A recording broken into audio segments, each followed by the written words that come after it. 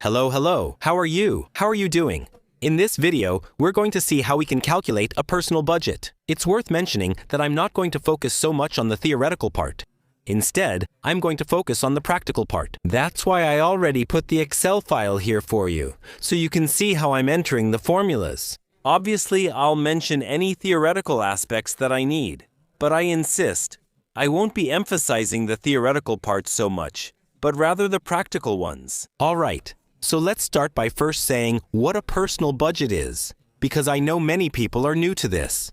Look, a personal budget, in very broad or general terms, it's a financial tool that allows you to plan, control, and organize your money in such a way that you spend less than you earn.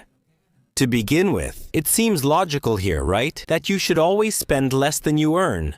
But the truth is that many people, even though it seems strange, spend more than they earn. This means they'll always have debts, which isn't good for our finances, right? So what we're going to see next is exactly that. How can we manage to have healthy finances? And that way we can save. In the end, that's going to be the goal, that we can save. All right, so let's start by first looking at what we need in order to have our personal budget. You're going to make a table of income and expenses for me. So I'll put it here. All right, on this side, we're going to put the income, and on this side, we're going to put the expenses. Pay attention. What I'm going to put here will be annual. That's important, okay? So, the first thing you need to do is think about all your sources of income, meaning, what are the ways you will receive money? For example, let's think about a person who is around 30 years old. Well, that person, for instance, might have a salary, right? So that would be one source of income, the salary they receive. Also, for example, that person might be given some vouchers, meaning some coupons, for example, to exchange at stores. That's also income at the end of the day. Now, let's think about a person, for example, in a completely hypothetical case. I know it's complicated to earn a salary and sell something on the side, but let's suppose that person does. Then that person could also have sales, okay? That could also be an income. Keep in mind that I'm putting a lot of things here, so you can see what could go there. It doesn't mean that you necessarily have to have everything that appears here, okay? What else could be an income? Well, it could also be, for example, the Christmas bonus. What else could it be? For example, the vacation bonus. Remember the vacation bonus. Well, in the end, it's also a little bit of money that you're going to get, okay? Normally, that money will go to people who have a job, right? I mean, out of everything I have here.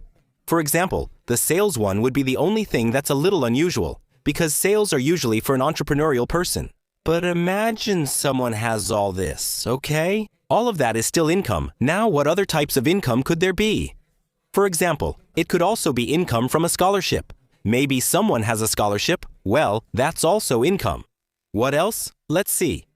There are also people, for example, who suddenly have a relative in the United States, and that relative sends them money. So that would also be another type of income, right? So let's call it remittances. And well, start thinking about it. So please, what are all your sources of income? Remember, annual. I mean, think about it. For example, in January, what money do I receive? Oh, well, maybe in January I get my vouchers, okay? Maybe they'll give me company support or a scholarship. Who knows? Consider what you receive each month. January, February, March, and so on, through December. For example, the Christmas bonus is usually given in December. Well, so all of these are going to be income for now. Please, don't put an amount yet. I mean, don't say how much each of these items is. Because it could be, for example, that you already want to start putting values in here. I mean, I don't know. 15,000 for salary, 2,000 for vouchers. Don't include them yet. I'll let you know when to add. So, once we have identified all the annual income, which I insist, doesn't necessarily have to be all of these. Let's move on to the expenses here again. It's important that you please analyze all the expenses. In other words, all those expenses that I'm going to have month by month, but I'm going to list them. Remember, annual expenses. For now, we're not going to include the monthly ones yet. For now, please, just the annual ones. Here I'm going to give you some examples, just a few, but obviously there could be more. Or there could also be fewer, of course. Let's see. Normally, a person, for example, pays rent, right? So let's put house rent. That could be an expense, something we spend on every month, right? Well, over the year, for example, there are some people who pay for car insurance, right? So that's also an expense, okay? What else could there be? Well, maybe we have a car loan, right? So let's also include the car payment.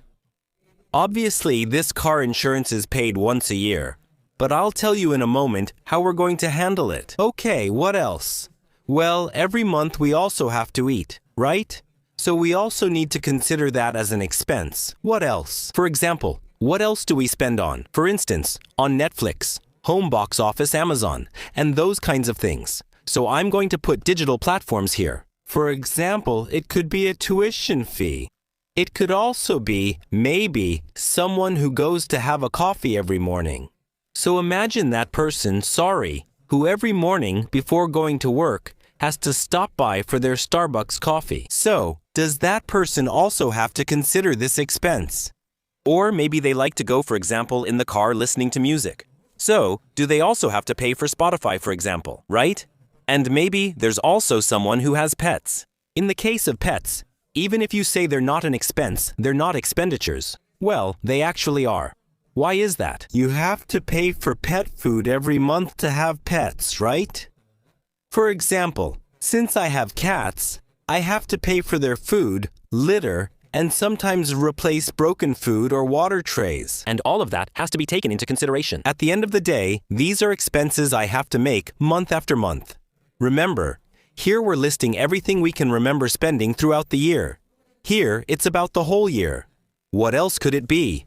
For example, also month by month, or sometimes annually, we buy clothes, right? Also, sometimes we go on vacation. Those are still expenses. Another thing could be, for example, a retirement savings plan. Here, I'm not going to focus so much on explaining what a retirement savings plan is. You can look up what that means on your own, but in a few words, it's a bit of money that you give month by month or year by year. In the end, when you reach a certain age, you get that money back, okay? Or, well, they pay it back to you, with certain interest or some generated earnings. What else could it be? For example, also month by month or year by year. You'll spend money on parties. Why do I say that? Because maybe you throw a party when it's your birthday. Or you throw a party. Or, well, you also go to parties. You're going to spend money there. Because maybe you want to buy yourself a new outfit. Or simply because you're going to bring a gift. Let's put it in right away. A gift, after all. The gift or gifts you're going to give during the year are still expenses too, right? What else could it be? You might also get sick, so let's consider that. It's worth mentioning something else here. You probably won't get sick every month, but you know you might get sick at some point during the year. So it's important that you keep that in mind too, even if it's not a fixed expense. For example, like coffee, which you have every day, or food since you have to eat, right? Or paying for your house, well, the rent for your house, or your car payment. Those are expenses you have to pay every month. But this one really isn't fixed, right? Medical expenses, but let's think of it as something that can vary, okay? At the end of the day, it's still an expense. Look, now I'm going to make the list a little longer and let's see which ones I included. Remember, you don't need to have all of these, but it's important to consider them. I insist on tracking everything you spend during the year, so let me fill it in. And now we'll see if it more or less matches what you also have as yearly expenses. Look, here I've added a few more for you. The list is already a bit long, so I'll make it bigger so you can see it better. We had illnesses and services.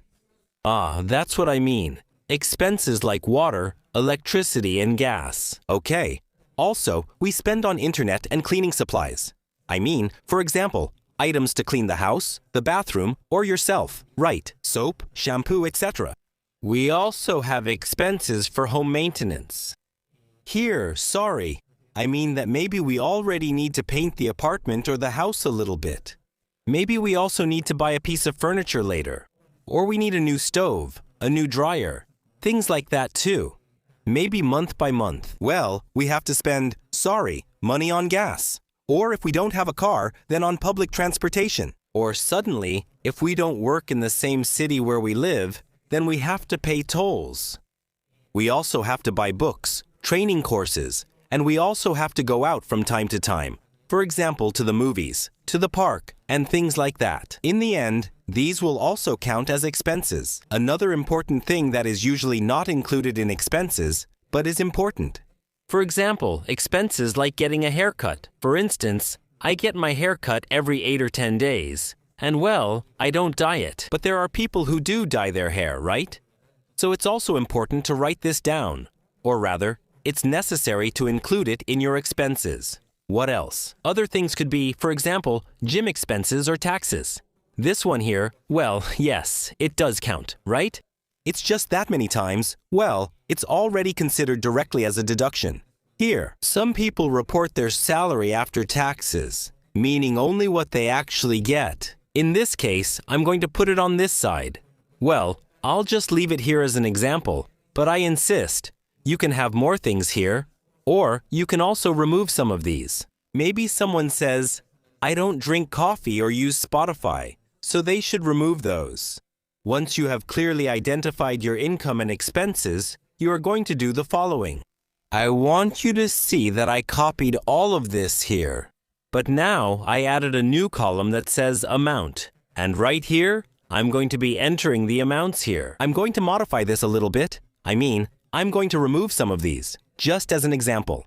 So I'm going to think of a person who is, for example, 30 years old and doesn't sell anything. So we're going to remove this one that says sales. And they also don't receive any scholarships. So we're going to remove this one that says scholarship. And they also don't receive remittances. They have no relatives abroad sending money. So their only income sources are salary, vouchers, year-end bonus, and vacation bonus. Let's think about that. So let me take this one here and paste it up above. I pressed Ctrl X and then Ctrl V to paste it. And here, well, we're going to make up some amounts.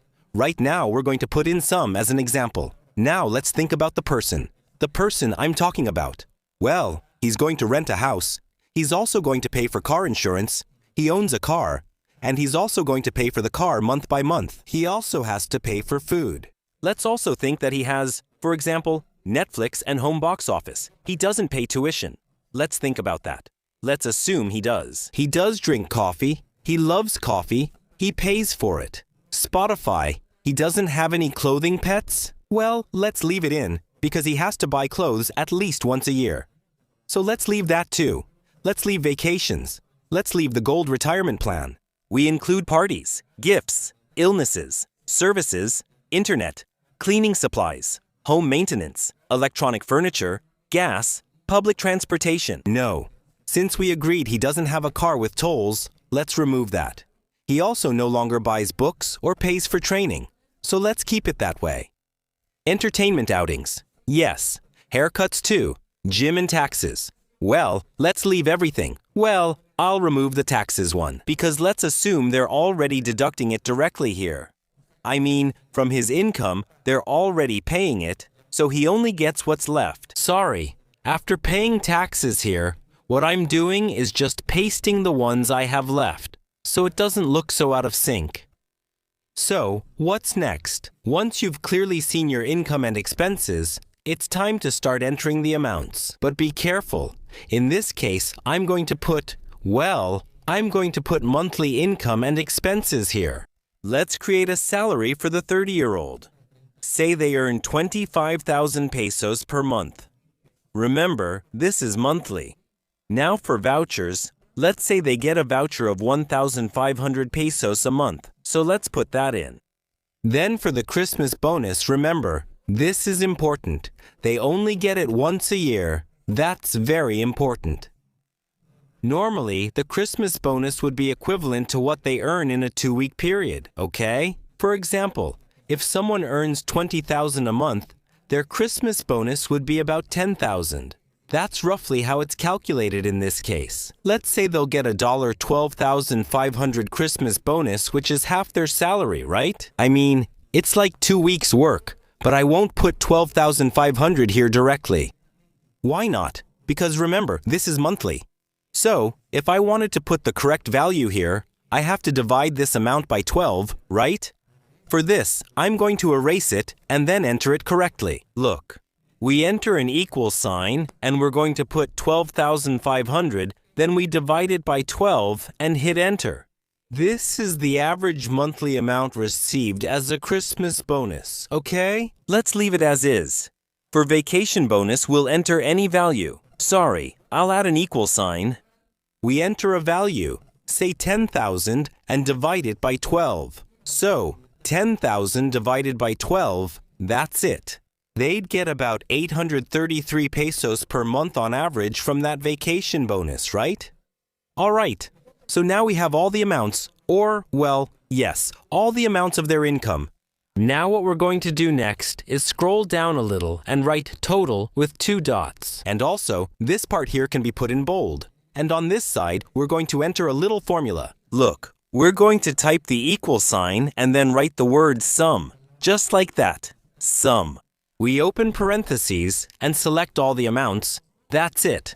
We close the parentheses and press enter. What we just did, obviously, is add up all these values, right? I'm going to make it bold here so it stands out more. So, this person is receiving a monthly salary of 28,375. Okay, even though we might think their actual salary was 25,000, but with everything else that comes in, they're actually left with 28,375 pesos a month. All right, let's move to the expenses section and enter the amounts. We'll also create some values. For example, let's suppose they pay, let's say, 6,000 pesos a month for house rent. For car insurance, keep in mind, insurance is usually paid yearly. So let's assume they have a simple car and pay 7,000 pesos a year for insurance. Okay, so let's put here that it's 7,000. But since this has to be monthly, we have to divide it by 12, right? All right, that's it. So it says there that he would be paying, about 583 pesos a month for car insurance. Now for the car, let's say he pays around 5,000 a month. Maybe that's a bit low, but let's assume that's his payment. As for food, let's say he spends about 2,000 pesos a week on food. So in this case, since the month has 4 weeks, what we have to do is just put the same.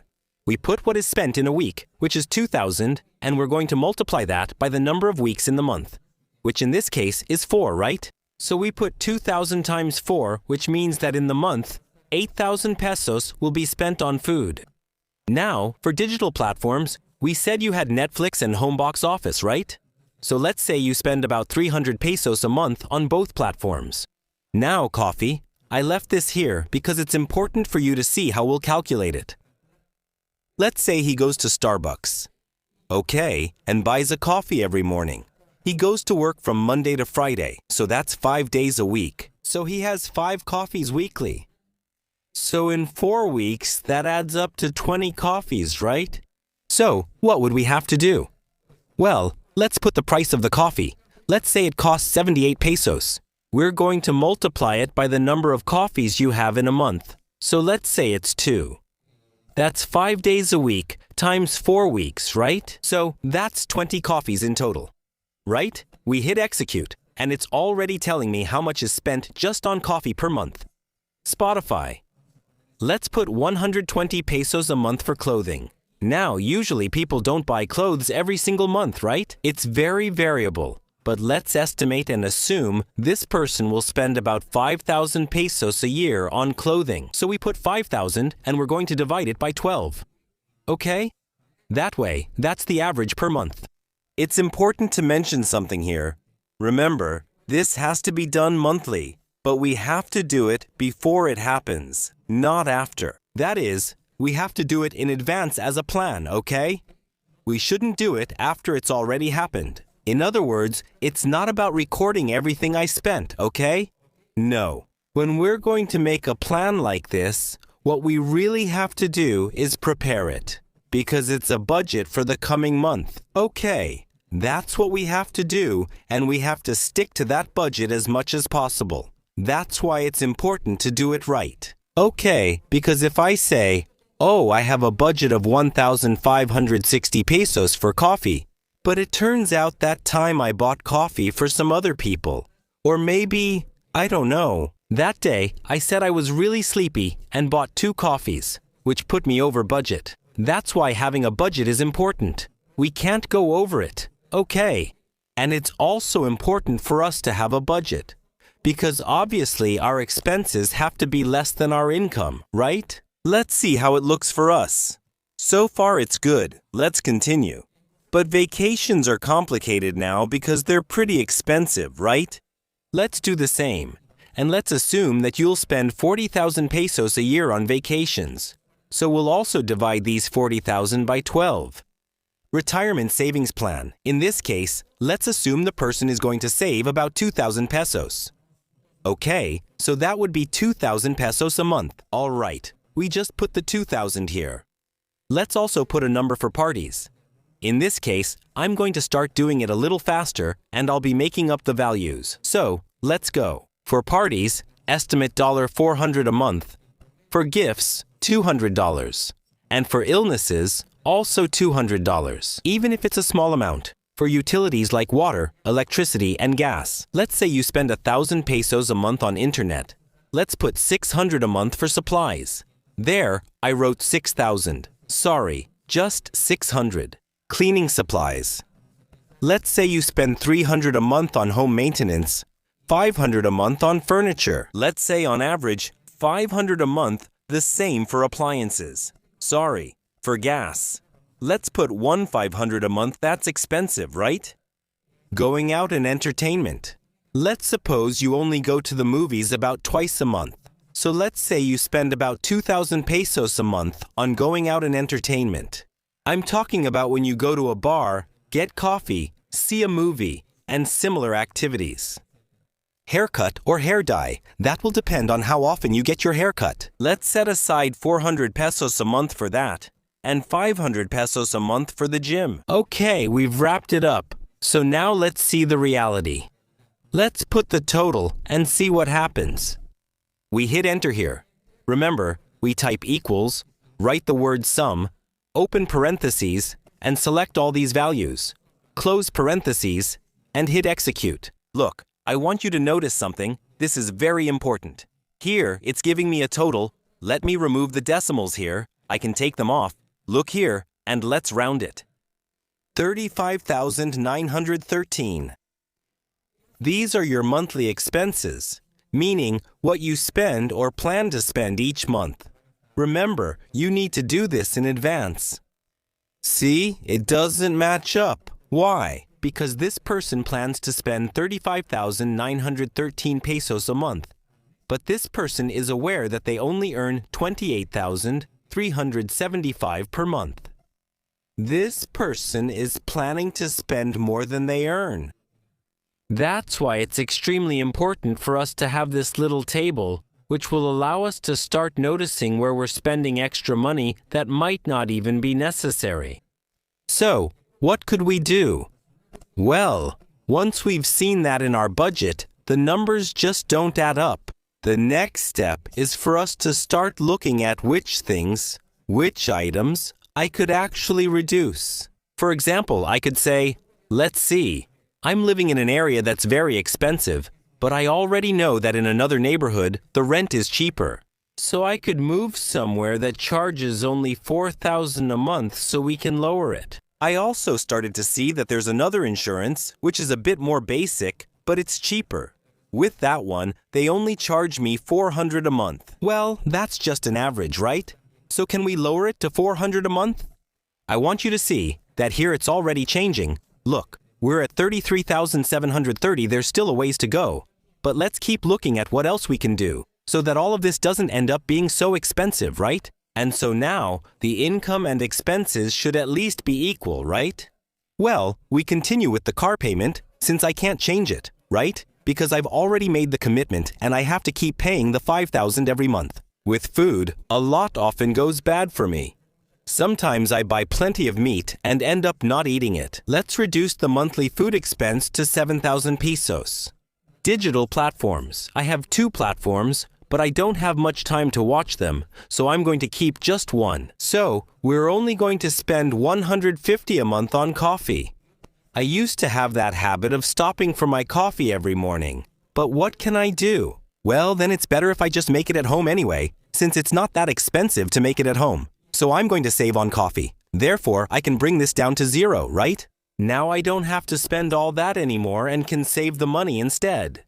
I want you to see how it has gone down considerably. We're now at 31,020 over here. We were at 28,000, we're almost there. Let's continue. We're going to keep Spotify, we'll keep the clothing voucher, and we'll also keep vacations. We'll also keep the retirement savings plan for now. So, we'll keep parties. We'll keep gifts. We'll keep medical expenses. We'll keep services and internet as well. All right. Here I'll be looking at what we can cut down, okay? Because for everything else, we had already put very little. Okay, we'll keep cleaning supplies. We can't do much about furniture, so let's not buy any this month, okay? They might last a bit longer, right? No gasoline appliances either. That might be a bit complicated, right? But maybe I can change the car, right? I mean, let's say we have a car that uses a lot of gas. Maybe we can cut back a little, right? So let's reduce it a bit here. Maybe I switch gas stations. And, for some reason, the gas lasts longer at this one. I don't know, but let's lower it to 1,200 outings and entertainment. You know what? What? We've been going out a lot, so let's lower it here to just 1,000 pesos. The hair dye, let's leave it, and the haircut, let's leave it too. And honestly, I don't really have much time to go to the gym either. So let's lower it here and set it to 0. I want you to see, at this moment it's already done. Look, my income was 28,375. My expenses are 28,220. Now it balances, at this moment, now my income is higher than my expenses. So we're good, right? Everything's fine, more or less. Because right now what we just did is make this balance out. So we're just about even, right?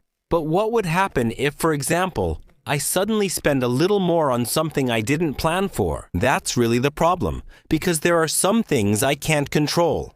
For example, illnesses. I can't control that. So, it could be that later, on average, instead of this being 200, maybe it goes up to 800, 700 pesos a month.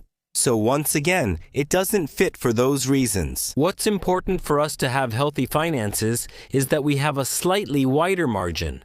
And in order to have a wider margin, these numbers need to be much farther apart than they are now. It's important that we follow a rule. But keep in mind, it's not that the rule has to be followed perfectly. The closer we get to that rule, the better. This is known as the 50-30-20 rule. I'm going to put it here for you. Look, let me explain what this rule is about. The 50, that's why. That will go in basics or necessities. I'll call them necessities. And the 30 will go to wants. Right now, I'll tell you exactly what I mean by that. And the 20 will go to savings. Pay attention. 30 for necessities, for example. Like the rent for the house, that's necessary, right? 30 for wants. What could be considered wants? For example, digital platforms are a want at the end of the day. You don't really need to have them. Or also, for example, it could be, let's see, what else? The gym or hair dye. Well, we really don't leave a lot of wants here, right? Oh well, what about going out? Where did I put that? Okay, well, parties. Going out is basically a want. Gifts are a want. But I left another one here, which was for these entertainment outings. At the end of the day, they're also wants, right? And what about 20 for savings? Notice that out of all the expenses I listed here, there's only one category that I put for savings, which would be this one. I'm going to put it here in green, this one right here. The retirement savings plan, well, that is a savings. And I'm allocating 2,000 pesos. Okay, so out of all my expenses, I'm only allocating 2,000 pesos. We'll now see how much to allocate from a 28,375 income using the 50/30/20 rule. Let's see. In this case, if I want to know how much of what I earn I should spend on necessities, well, I'm going to calculate it. This is equal to 0.5. Okay. To represent 50, I multiply it by and select my total. Remember the total income, and then I hit execute, or I press enter. That's it. So I only have to spend 14,187.5 pesos on necessities. Now for wants. Let's do the same, and again, we're going to enter 03 in this case to represent 30, and we're going to multiply it again. By this total, we hit execute. That's 8,512.5 for wants. All right, and now let's do the savings. So we hit equals. In this case, we said 20. So we're going to enter 02 and multiply it by the total we have here. Look, so you can follow the 50-30-20 rule. This person we're making up here has to save 5,675 pesos a month. That's what they have to save. But look at what they were actually saving. Just that. So we're way off, as you can see, right? We're still far from reaching this amount.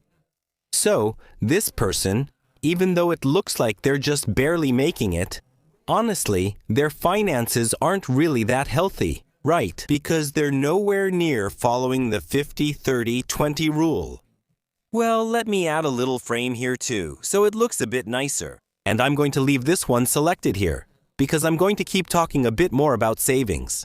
The thing is, we can classify savings according to their purpose. Let's sort them into 3 groups. The first would be preventive savings, the second would be savings for goals, and the next would be retirement savings. In the case of preventive savings, it is recommended that it should be 3 to 6 months of your salary. And so, if we know that the person is earning 28,375, then we can multiply it by 3. So that we can know, well, by 3, or by 4, by 5, or by 6. Remember that it's within this range so that we can know how much that person will need to have that preventive savings. Normally, things like illnesses are considered in this. Now, when it comes to saving for goals, really, even though there isn't a specific recommended amount, this refers, for example, to what you need to save. So that maybe you can buy yourself a new car, or so you can pay the down payment on a house, or so you can pursue a master's, specialization, or other postgraduate program. That's what is meant by saving for goals. Obviously, it has to be more than the previous one, I mean the preventive one. The preventive one is the basic one, and finally, there's saving for retirement. In this case, it's referring to something like what I have here, which I mentioned at the beginning of the video was an amount you need to have. So that when time passes and you can no longer work, that money can be given to you and you can finish up. So you can have a dignified old age, right? You can be old with dignity. That's it for today. I hope the video was helpful and above all that you liked it. If you did, please subscribe to the channel and let me know if you want me to make more videos like this. See you next time. Be good. Bye.